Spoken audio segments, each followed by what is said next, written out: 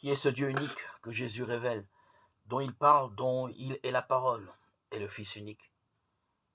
La révélation s'opère à ce niveau-là, si du moins nous ne négligeons pas la question du plus facile, le comparatif, la hiérarchie relative des deux paroles. Le plus divin n'est pas la puissance, mais le pardon. Et le plus facile n'est pas la parole de pardon, mais la parole de puissance. Jésus, qui est la parole, sait que la parole du pardon, la révélation du Dieu amour, coûtera la crucifixion. Jésus met donc la parole de puissance au service de la révélation du pardon, pour que vous sachiez. Il fait de la puissance que nous idolâtrons le signe d'une révélation bien supérieure, celle de l'amour infini de Dieu, qui va jusqu'à pardonner.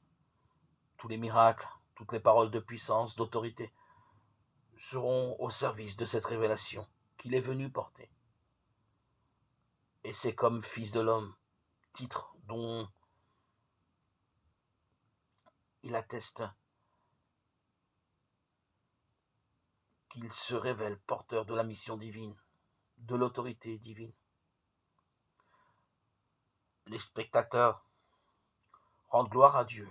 Ils ont compris que le Fils de l'homme parlait de Dieu et non de lui-même, agissait au nom de Dieu et révélait le pardon de Dieu. Évangile de Jésus-Christ selon saint Marc, chapitre 2, versets 1 à 12.